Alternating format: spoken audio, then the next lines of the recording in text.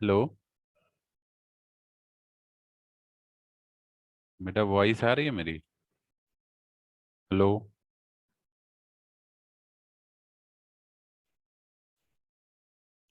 Yes, Ankita sir. Voice voice आ रही है? Yes, sir. बच अभी कोई क्लास चल रही थी क्या आपकी? बच्चों ने ज्वाइन नहीं किया अभी? नहीं सर, अभी तो कोई नहीं थी, 10 बजे की थी। अच्छा,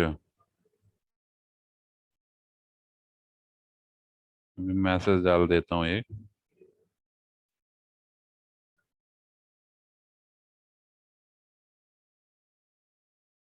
आज आपकी 2 क्लास होनी है, ठीक है? मैंने शेड्यूल भेजा हुआ है, आपने देखा होगा। Yes sir. Along with A tweet also. Tweet भी है 2 क्लास के अलावा। ठीक है, मैंने मैसेज डाल दिया है, so I think low the people will get join. सो अभी मैं एक शेयर कर रहा हूँ आपको पेज, देखिएगा।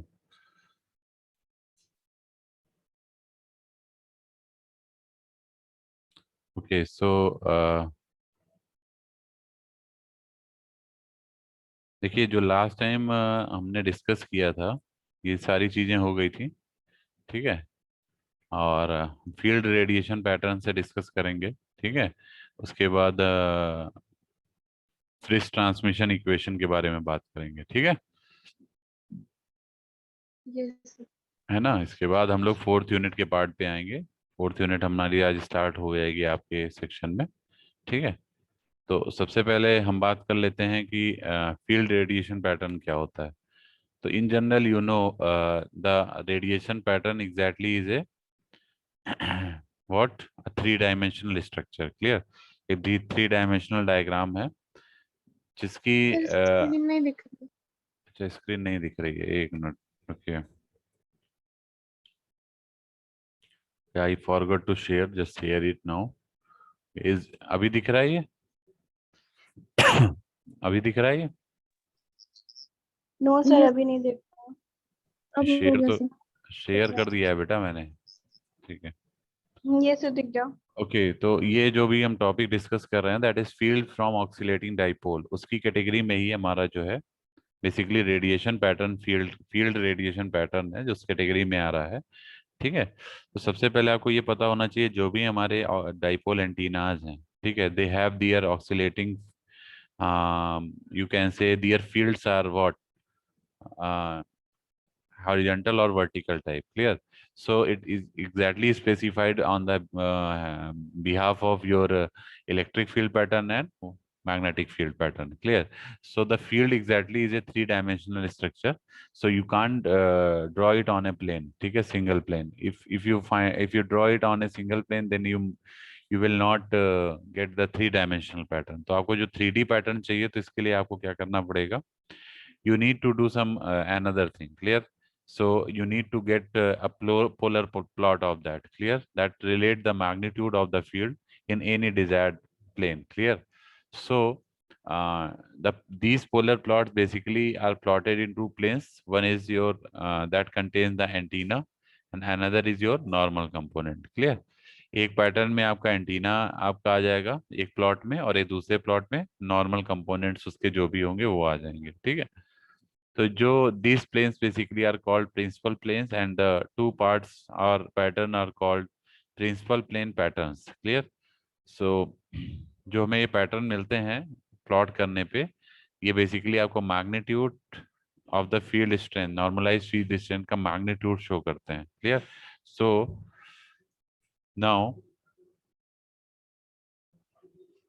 when the magnitude of normalized field strength is plotted versus theta, you can see we have just assumed phi as a constant in spherical coordinate, and we have just drawn the all patterns. Try to draw the patterns of that respective dipole antenna, clear. So you can see we have a electric field that is the E plane pattern and vertical pattern. इसको हम vertical pattern भी बोलते हैं E plane को, ठीक है।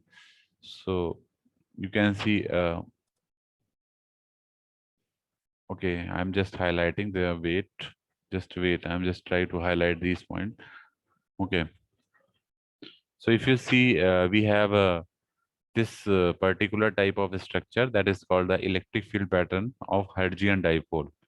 Okay, so this is the angle between the projection point. Clear? So this is the angle with the z axis, that is theta, and we have just taken phi as a constant. Clear?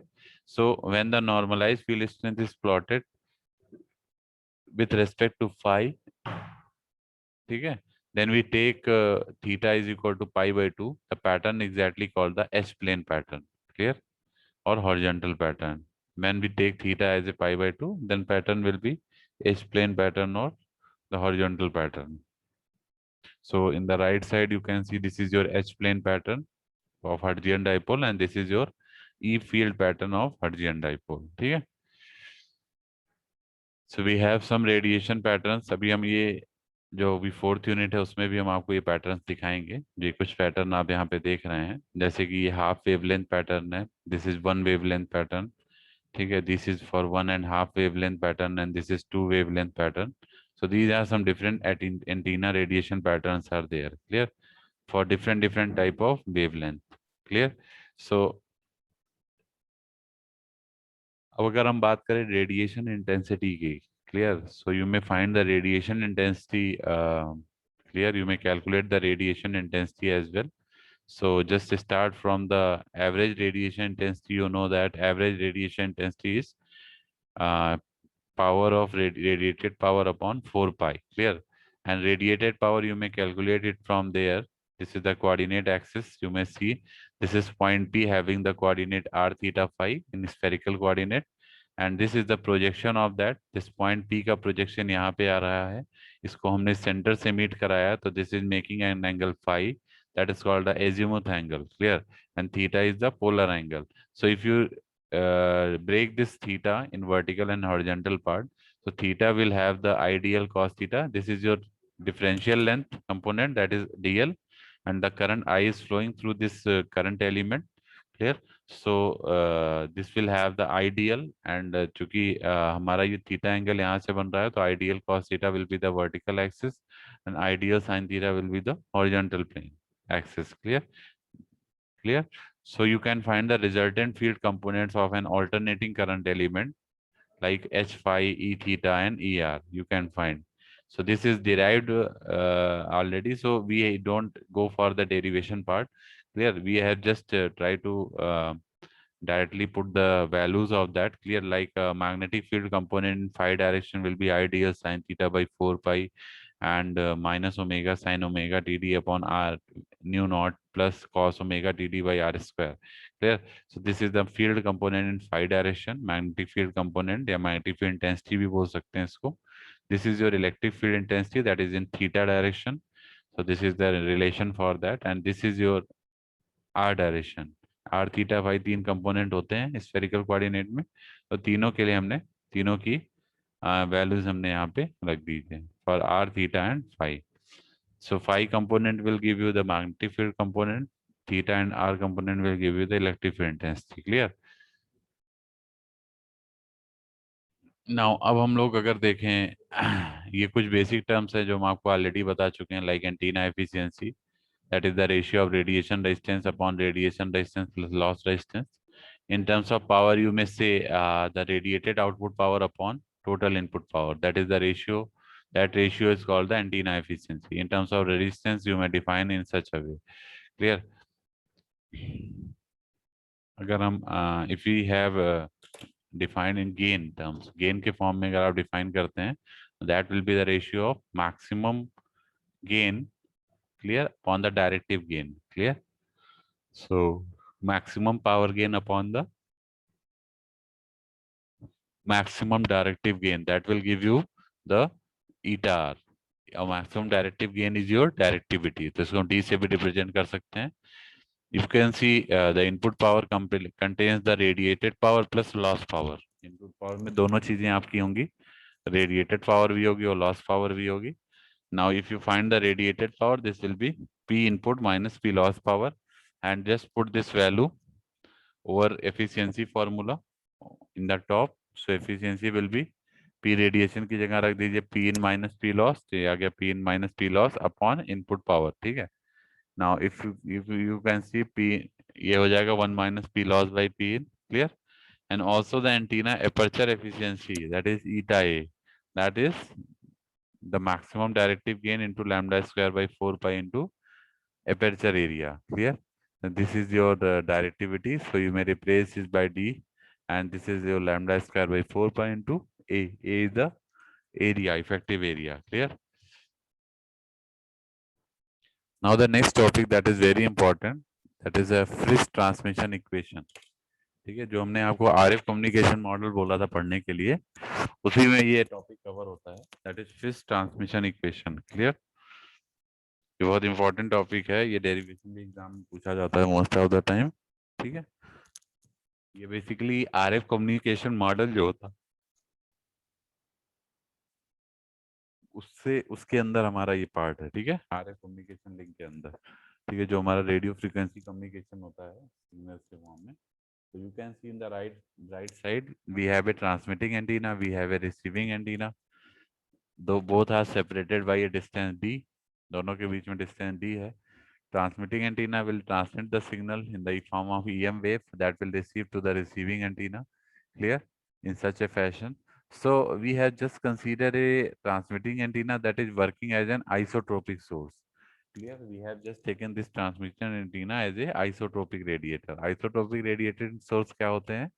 ये वो source होते हैं जो सारे direction में, जो हर direction में आपको पैटर्न देते हैं, that is called the isotropic source of radiation, clear? लेकिन जो नॉन आइसोट्रोपिक होते हैं वो हर तरफ नहीं देते हैं, ठीक है? आइसोट्रोपिक आपके हर तरफ नहीं, हर डायरेक्शन में आपको पैटर्न देते हैं, क्लियर? सो इसी वजह से जो हमें पैटर्न मिलता है वो स्फेरिकल टाइप मिलता है, क्योंकि if you see suppose this is a isotropic source, clear, source find, so you will get pattern in all direction, so you will get the pattern in all directions, so a spherical will be formed, ठीक है? A circle will form, so it will cover all the directions, clear?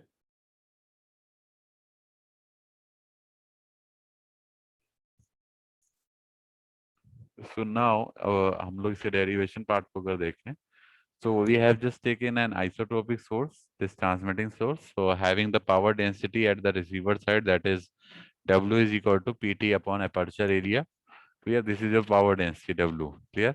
PT is total power, A is aperture area, तो ये हो जाएगा PT upon area जो है हमारा क्या हो जाएगा 4 पाई इंटू टी स्क्वायर, क्योंकि आप D is the distance between transmitter and receiver, और मैंने अभी बताया ये आइसोट्रोपिक रेडिएटर है, तो इसका मतलब ये रेडिएट कर रहा होगा सर इस तरह से, ये स्फेरिकल फॉर्म बना रहा होगा. तो D हमारा जो ये है, ये आपका D है, ट्रांसमीटर आपका यहाँ पे है, transmitting source that is isotropic radiator यहाँ पे प्लेस्ड है, तो अपने चारों तरफ एक स्फेरिकल बाउंड्री बनाएगा, ठीक है? तो ये जो कि रिसीवर से कनेक्ट करेगा, यहाँ रिसीवर आपका यहाँ पे कहीं होगा इस जगह पे, ठीक है? As per the diagram, your receiver will be on the boundary, so it will be just taken as a d distance, clear? So you may directly find the value of power density at the receiver side, that will be pt upon a, means pt upon a की value हो जाएगी 4 पाई r square, r की जगह हम d रखेंगे क्योंकि हमारी distance d है, क्लियर? तो एरिया आपको पता ही है 4 बाई आर स्क्वायर होता है, तो इसीलिए हमने इसको कैलकुलेट किया, ठीक है? क्लियर है सबको? इसके बाद अगर आप देखें, ये पावर डेंसिटी आ गया. Now you can calculate the power density in terms of transmitting antenna gain. तो ट्रांसमिटिंग एंटीना गेन की अगर हम बात करें तो ये आपका BT GT upon 4 pi D square हो जाएगा, ठीक है? As you have consider the transmitting antenna gain also, so the power density will be PT GT upon 4 pi d square. You will just multiply your power with the gain also, so you will get the power density, clear? Now under ideal condition, you know, if effective aperture of receiver antenna is AE, then received power will be under ideal condition. हम मान के चल रहे हैं अगर हमारा जो effective aperture है रिसीवर एंटीना का वो अगर AE है, E का मतलब इफेक्टिव और A का मतलब अपर्चर, ठीक है? देन रिसीव्ड पावर जो आपको मिलेगी वो हो जाएगी PR is equal to W into AER, क्योंकि आपको पता है जो पावर डेंसिटी होता है that is the ratio of exactly the receipt power upon effective aperture. Clear? So we have just taken at PR is equal to W into AER, और AER की value sorry W की value आपको पता है equation number 1 से, that is sorry 2 से, that is PT GT upon 4 pi D square. तो यहाँ से हमने W की वैल्यू रख दिया PT GT upon 4 pi D square into AER. ER already exist कर रहा है, that is equation number 3. Clear? Now as we are going to calculate the ratio of receipt power to the total power, so we just need to have the gain of transmitting antenna. If you see, gain क्या हो जाएगा? Gain will be 4 pi AE of transmitting antenna upon what? Lambda square. ये कहाँ से आया है बताइए? ये जो हमने गेन लिखा है ये कहाँ से आया है? जो हमने ये GT की वैल्यू लिखी है.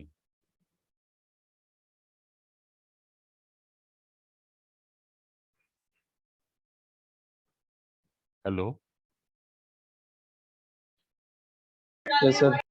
ये आपका देखिए, ये this is your gain of transmitting antenna. ठीक है, तो अब हमने क्या किया, रिसीव पावर निकालने के लिए, if you find the receive power will be PT GT GR. PT को इधर कर दीजिए upon 4 pi D upon lambda square. तो हमने यहाँ GT की वैल्यू रख दी है. देखिए नेक्स्ट में GT की वैल्यू हमने रख दी 4 पाई AE T upon lambda square, यहाँ पे रख दिया. ठीक है, ठीक है ना? जो इक्वेशन नंबर 3 है इसमें हमने GT की वैल्यू रख दी, और ये वाली GT की वैल्यू जब रख देंगे तो हमको मिल जाएगा receive power upon total power. Total power को हमने इधर ले लिया अपॉन में, तो यहाँ से देखिए 4 पाई से 4 पाई कैंसिल हो जाएगा. तो this will give you AET into AER upon D square into lambda square. ठीक है, एंड यू नो दैट जैसे ट्रांसमिटिंग एंटीना का गेन ये है 4 pi AET upon lambda square, similarly और receiving antenna gain will also, gain change नहीं होता, gain दोनों का सेम रहता है, ट्रांसमीटर और रिसीवर दोनों का. ठीक है, so receiving antenna gain will also be what,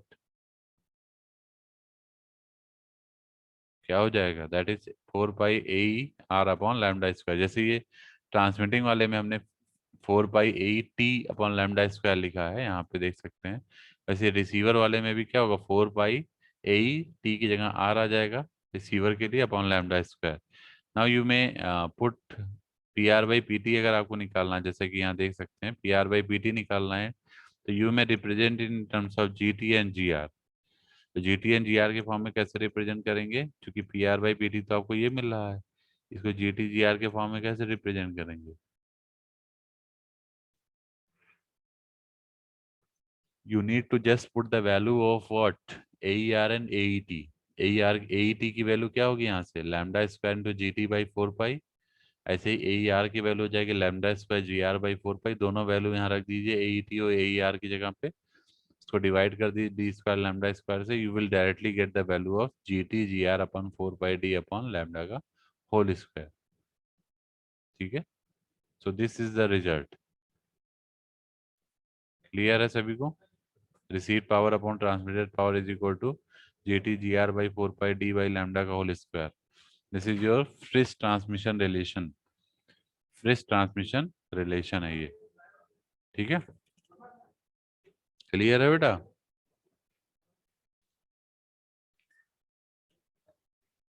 मैं आपकी क्लास में शेयर कर दिया है इसको गूगल क्लासरूम में, वहां से भी आप इसको दोबारा रिवाइज कर सकते हैं. ठीक है, किसी को कोई डाउट हो यहाँ तक तो बताइए, otherwise we will move for the 4th unit. किसी को कोई डाउट तो नहीं है?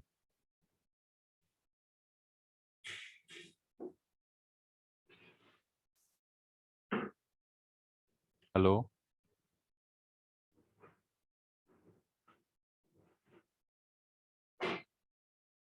okay, so I think you don't have any doubt because no queries are found. Okay, so now we move to the 4th unit, that is your antenna design. clear? आपकी antenna design is your 4th unit. इसमें आपको जो जो part cover करना है, पहले तो syllabus हम आपको बता दे रहे हैं. We will start with the short electric dipole. clear, in which you will find the radiation resistance of short electric dipole. You will find the introduction of short electric dipole. clear, then you may calculate मैं आपको syllabus हम दिखा देते हैं पहले एक बार, then we move further.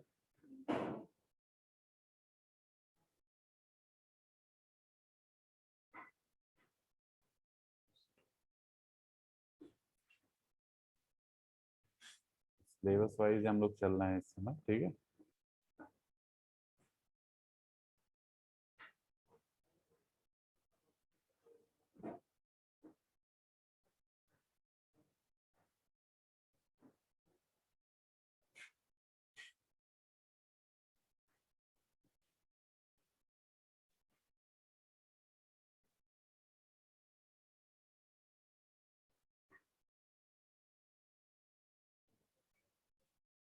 तो ये देख सकते हैं आप, दिस इज आवर सिलेबस, ये मैंने भी शेयर किया है, ठीक है। इसमें देखिए 3rd यूनिट तक हम लोग की कवर हो चुकी हैं चीज़ें ऑलमोस्ट सारी, ठीक है। जितने भी टॉपिक थे हमने सारे कवर कर लिए हैं 3rd यूनिट तक, क्लियर। दिख रहा है सभी को ये? फर्स्ट हो गई, सेकंड हो गई, थर्ड हो गई। We are now moving upon this 4th unit, clear. So this is your antenna design, so we will just try to start with the electric dipole, then we will discuss short electric dipole, then fields of a short dipole, clear, means radiation resistance निकालना होगा short electric dipole का, then you will discuss thin linear antenna, then radiation resistance of lambda by 2 antenna, then arrays of two driven lambda by 2 elements, clear।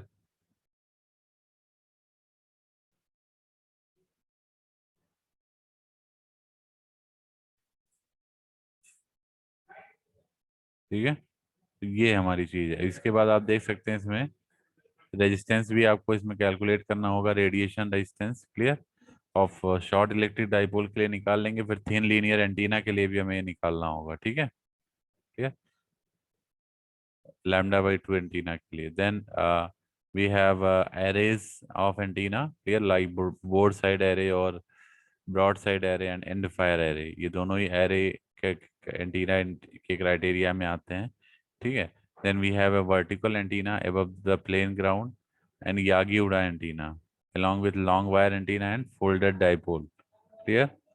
ये सारे antennas आपको different different type के पढ़ने हैं with parametric calculation also. सो इसके बाद last unit आपकी पूरी वेव प्रोपगेशन पे है, ठीक है।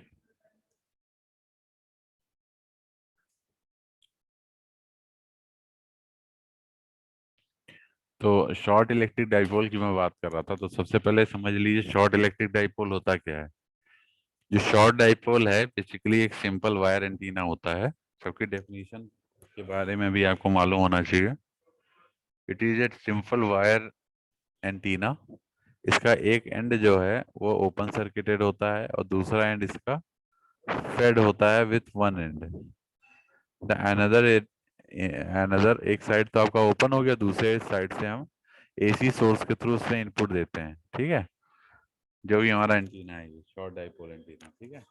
लेंथ शॉर्ट होती है इसीलिए इसका नाम भी शॉर्ट डाइपोल है, ठीक है। क्लियर है?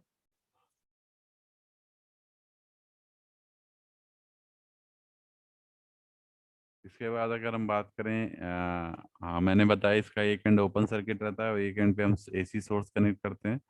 This dipole gets its name because of its length, length इसकी जो है छोटी होती है इसलिए इसका नाम भी पड़ा है, ठीक है। The wire had that leads to the antenna must be less than 1/10 of the antenna.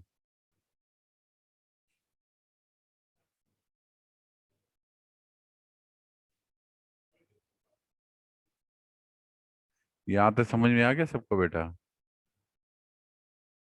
Short electric dipole में इतनी चीजें समझ में आ गई। इसका डायग्राम नीचे आप देख सकते हैं, we have the diagram also, clear. So if you see the diagram we have a length like this is the length of the dipole, clear। We have just connected a source at the one side while the another port is open circuited, another port इसका open है, length is L and the AC source is connected on one port, clear। the length जो होती है वो less than lambda by 10 होती है, ध्यान रखिएगा। These antennas must have a length of less than lambda by 10। lambda is the wavelength, clear। और ये जो मल्टीपल चॉइस क्वेश्चन होते हैं इनमें सब चीजें पूछी जाती हैं. What are the length for the short electric dipole and so many things. ठीक है. अब फ्रीक्वेंसी रेंज की बात करें तो इसको हम किस रेंज में मेजर करते हैं. That we will measure on 3 kilohertz to 30 megahertz. 3 kilohertz से 30 मेगाहर्ट्ज के बीच में हम फ्रीक्वेंसी मेजर करते हैं. ठीक है. इसके बाद अगर बात करें तो दिस फ्रीक्वेंसी इज यूजुअली या मोस्टली यूज इन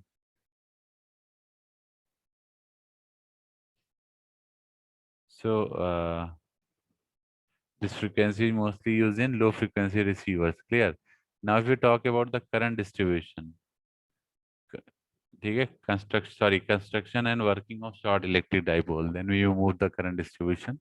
ओके, तो कंस्ट्रक्शन की अगर हम बात करें तो ये कैसे इसको हम डिजाइन करते हैं, तो you can see the design part of this. Clear. This is like this, and the short dipole is the dipole antenna having the length of its wire shorter than the wavelength.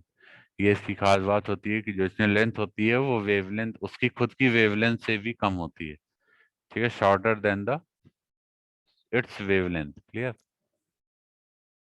Actual size of antenna basically doesn't matter. ठीक है. And L is the length of wire of short dipole, lambda is the wavelength. So if we talk about antenna type of short dipole, so that is antenna type की बात करेंगे तो basically it is an infinitesimal dipole whose length is far less than its wavelength. इसकी length जो है इसकी wavelength से क्या है, बहुत ही कम है. ठीक है. whose length is far from a less from a wavelength. Clear. Now if you find the result of this dipole, that is theta max. If you find the result भी आप निकाल सकते हैं डाइपोल की. ठीक है.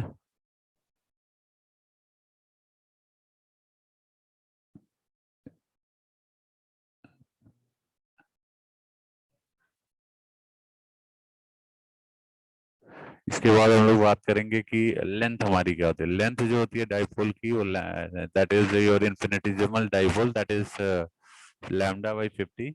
So hence this is the infinitely small dipole. As the name implies, the wires are generally used with capacitor plates. ठीक है, on both sides where low mutual coupling is required. Clear. Radiation pattern की बात करेंगे तो जो radiation pattern होता है short dipole का एंड इन्फिनिटिसिमल डाइपोल का, that is similar to a half wave dipole. ठीक है. Like this you can see this is the radiation pattern of that. ठीक है.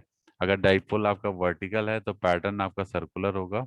ये ध्यान रखिएगा. डाइपोल एंटीना अगर वर्टिकल है like this, the pattern will be circular like this. Clear.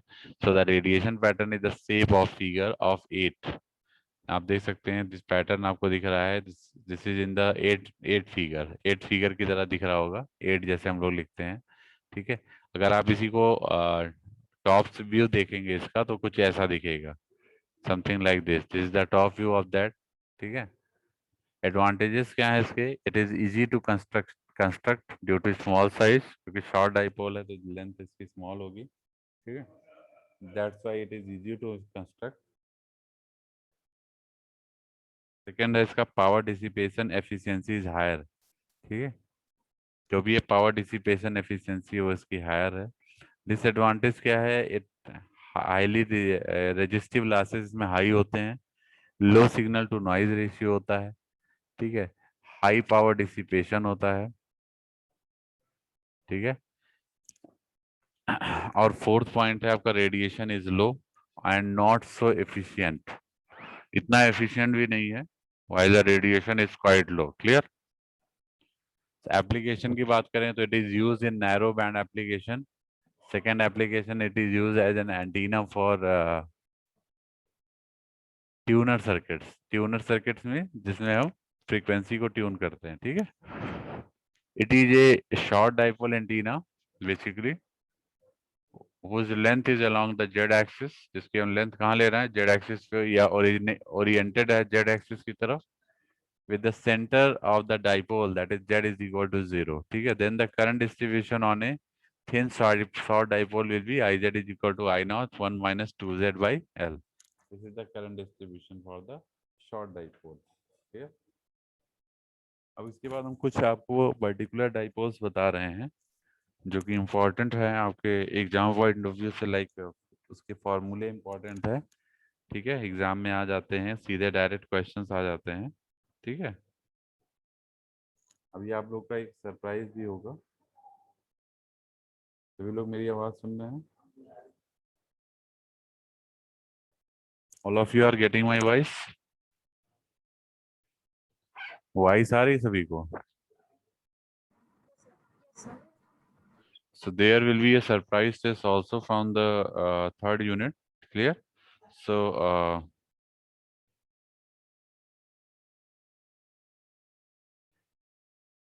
तो मैं अभी जब ये सेशन आपका ओवर हो रहा होगा तब मैं शेयर करूंगा फॉर लास्ट 10 मिनट्स। क्लियर?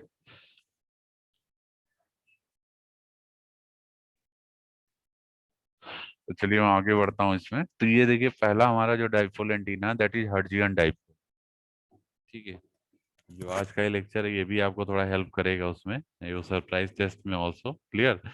और जो पहले के हमने कुछ न्यूमेरिकल्स वगैरह या कुछ इस तरह की चीजें कराई हैं, ये सब आपको हेल्प करेंगी to solve the questions. Okay, so पहला जो हमारा हर्ट्जियन डाइपोल है, क्योंकि क्वेश्चन में कई बार ऐसा होता है कि हमें कोई न्यूमेरिकल है वो डायरेक्टली जैसे किसी डाइपोल एंटीना के रिगार्डिंग पूछ लेता है। जैसे क्वेश्चन में दिया होगा फॉर ए हर्ट्जियन डाइपोल, या for a half wave dipole, या for a quarter wave dipole, या क्वार्टर वेव मोनोपोल। तो आपको ये पता होना चाहिए कि अगर हमारा क्वेश्चन किसी पर्टिकुलर केस के लिए आता है तो हमें उसको कैसे सॉल्व करना है। ठीक है, जैसे अगर हम हर्ट्जियन डाइपोल की बात करें तो ये बेसिकली एक शॉर्ट लीनियर एंटीना है। क्या है ये? Short linear antenna. जब ये रेडिएट करता है, it is assume to carry constant current along its length. ठीक है, ये रेडिएट करता है कहाँ से? अपने कांस्टेंट करंट लेंथ से ये रेडिएट करता है। ठीक है, जो कि कांस्टेंट करंट उसके ऑलमोस्ट लेंथ पे फ्लो हो रही है, जिसकी वजह से रेडिएशन पैटर्न मिलता है। ठीक है, तो this is called the horizontal dipole. तो एक ये इन्फिनिटेसिमल करंट एलिमेंट हम लेते हैं, that is ideal, that is exactly not supported in real life, but as a imaginary part we consider to find the total power or radiation resistance. Clear? As a Hertzian dipole, an alternating current elements basically means the same. Clear? So radiating power and radiation resistance are given by, आपको ये दोनों फॉर्मूले याद रखने। चाय बनाऊंगा, एक गिलास पानी दे। Okay, so we are talking about the total power for Hertzian dipole. So total power will be 80 pi square dl by lambda का whole square into I effective current. ये जो आपको मैं पहले भी फॉर्मूले पे न्यूमेरिकल भी करा चुका हूँ, this is for the Hertzian dipole और शॉर्ट लीनियर एंटीना। तो ये हमारा कॉमन रिलेशन होता है, बेसिकली जितने भी शॉर्ट लीनियर एंटीना है सब पे ये वर्क करता है टोटल पावर निकालने के लिए। ठीक है, इन जनरल एक जनरल रिलेशन है शॉर्ट लीनियर एंटीना का, but it is also applicable for Hertzian dipole, क्योंकि Hertzian dipole is a short linear antenna. ठीक है, ये जो इफेक्टिव करंट है इसी को हम लोग आरएमएस करंट भी बोलते हैं। क्या बोलते हैं? RMS current. तो इसमें कंफ्यूज मत होइएगा, this effective current is also known as RMS current, क्योंकि हमने पहले आरएमएस से लिखा हुआ है थर्ड यूनिट में, तो इसमें से कोई कंफ्यूजन नहीं होना चाहिए। ठीक है, तो ये टोटल पावर है। इसके बाद अगर आप रेडिएशन रेजिस्टेंस निकालते हैं तो रेडिएशन रेजिस्टेंस क्या हो जाएगा? P is equal to I square R होता है, तो आई स्क्वायर ये हो गया, आर की वैल्यू ये हो जाएगी, ये आर है, ये आपका रेजिस्टेंस का काम करेगा। तो यही आपका क्या रेडिएशन रेजिस्टेंस है, that is 80 pi square into D L by lambda का whole square. This is your radiation resistance. Clear? In total power for Hertzian dipole. ठीक है, अब आपको ये भी देखना है कि जो डिफरेंट डिफरेंट करंट डिस्ट्रीब्यूशन हमारे हैं इन लीनियर एंटीनास, ठीक है, वो किस किस पर्टिकुलर डाइपोल से हमारे मैच करते हैं। जैसे मान लीजिए अगर हम बात करें, ये आपके एमसीक्यू क्वेश्चंस में कई बार पूछा जाता है। ठीक है, जैसे अगर हम बात करें कांस्टेंट करंट अगर हमारी अलोंग इट्स लेंथ फ्लो कर रही है, तो ये हमने बताया था ना हर्ट्जियन डाइपोल में, क्या बताया था कि जो हमारी लेंथ होती है, लेंथ एलिमेंट, उसमें कांस्टेंट करंट फ्लो करती है, तो ये हर्ट्जियन डाइपोल का पार्ट हो गया। तो इस तरह का जो हमारा पार्ट होगा ये हर्ट्जियन डाइपोल के केस में या शॉर्ट लीनियर एंटीना के केस में आपका फिजिबल होगा। ठीक है, सेकंड है अगर मान लीजिए ट्रायंगुलर टाइप का करंट डिस्ट्रीब्यूशन है, ट्रायंगुलर करंट डिस्ट्रीब्यूशन है, तो वो किसके लिए वैलिड होगा? शॉर्ट डाइपोल एंड मोनोपोल के लिए वैलिड होगा, शॉर्ट डाइपोल एंड मोनोपोल, ठीक है। सिमिलरली अगर हम साइनोसोडल करंट डिस्ट्रीब्यूशन की बात करें, अगर हमारा करंट डिस्ट्रीब्यूशन साइनोसोडल टाइप का है, एसी टाइप का, ठीक है, तो ये आपका जो वैलिड होगा ये हाफ वेव डाइपोल के लिए वैलिड होगा, ठीक है। तो ऐसे क्वेश्चन पेपर में आते हैं, for a half wave dipole which type of current distribution will be possible, is it sinusoidal, triangular, constant or anything else? तो आपको ये चूज करना पड़ेगा, that is sinusoidal, clear.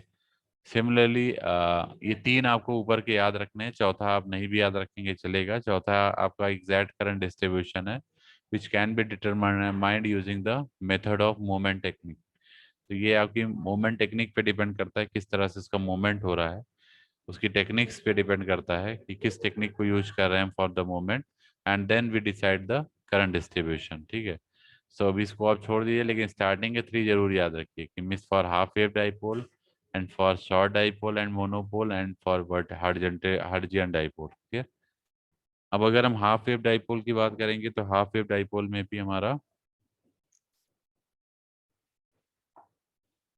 Half wave dipole में अगर आप देखेंगे तो इस तरह से हमारा ये half wave dipole antenna represent होता है, clear. So this is your inlet side जहाँ से हम सोर्स को कनेक्ट करते हैं। ये इस एंड से, यहाँ से सोर्स कनेक्ट होता है वन एंड से, while the another end is open circuited। एक एंड ओपन रहता है, एक एंड से हम सोर्स कनेक्ट करते हैं, clear. You can measure the input impedance at this side also, clear। So we have just taken a small differential length over the complete length, clear। This complete length is varying from minus s to s, this is the field variation, clear। And this is the current that is flowing through this, that you make say Im sin beta h minus z, Im is the maximum current, clear, ठीक है। And we have just monitor at a distance d from this current element, clear, ठीक है।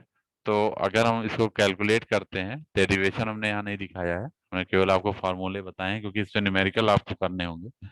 सो for half wave dipole antenna, जहां भी half wave dipole antenna से based question आता है, ठीक है, you will just pick the value of radiation power that will be 73.0 into I effective square या I R M S square.